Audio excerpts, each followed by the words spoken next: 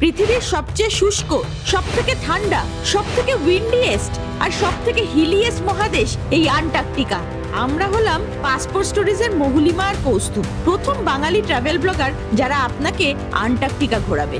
আন্টার্কটিকায় পৌঁছানো কিন্তু সহজ কথা নয়। এইটার জন্য পেরোতে হয় ভয়ঙ্কর ড্রেক প্যাসেজ, যেখানে প্রায় 800-র উপর জাহাজ ডুবে গেছে আর ঢেউয়ের উচ্চতা 6-7 মিটার পর্যন্ত হয়। আমাদের জাহাজও ভয়ঙ্কর দুলছিল, প্রায় 5 তলার সমান ঢেউয়ে, একেবারে ড্রেক শেক। এই এক্সপিডিশনে আমরা গেছিলাম সাউথ জর্জিয়া, যেটা স্বর্গের থেকে কোনো অংশে কম না। সেখানে এক জায়গায় দেখেছি 5 লাখের উপর পেঙ্গুইন, লক্ষ লক্ষ শিল, চারপাশে শুধু বরফ আর ওয়াইল্ড লাইফ। এখানে পাহাড় থেকে বরফ নেমে এসছে সোজা সমুদ্র পর্যন্ত, চারপাশে শুধু পেঙ্গুইনের ডাক, শিলেদের চিৎকার আর বাতাসে অদ্ভুত এক শান্তি। এখানকার প্রত্যেকটা সি বিচ জীবনে ভরা, লাখ লাখ পেঙ্গুইন পাশাপাশি দাঁড়িয়ে, কেউ হাঁটছে, কেউ ডিম আংলে রাখছে, কেউ আবার সোজা জলে গিয়ে ঝাঁপ দিচ্ছে। শিলরা অলস ভঙ্গিতে শুয়ে রোদ পোহাচ্ছে আর আকাশে উঠছে বিশাল বিশাল অ্যালবাট্রস। মনে হচ্ছিল আমরা যেন এখানে শুধুই অতিথি, এই রাজত্ব পুরোপুরি ওদের।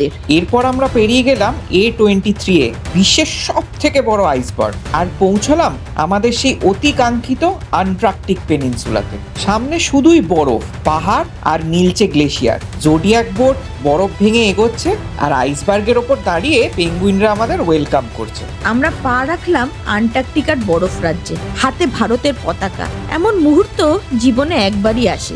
দেখেছি একদিনে 100-রও বেশি হামব্যাক ওয়েল, আইসবার্গে ঘুমোচ্ছে লেপার শিল, একসাথে সাঁতার কাটছে অর্কা। এখানকার নীরবতাও যেন এক সুর, শুধু বরফের গর্জন আর সমুদ্রের নিঃশ্বাস। এই পৃথিবীর অন্য কোথাও এমন অনুভূতি নেই। এই ট্রিপ শুধু এক ভ্রমণ নয়, এক জীবনের অভিজ্ঞতা। বরফ, সমুদ্র, ওয়াইল্ড লাইফ আর প্রকৃতির মিলনে তৈরি করেছে এক স্বপ্ন রাজ্য, যার নাম আন্টার্কটিকা। চলুন আপনাদের নিয়ে যাই সেই অবিশ্বাস্য জগতে।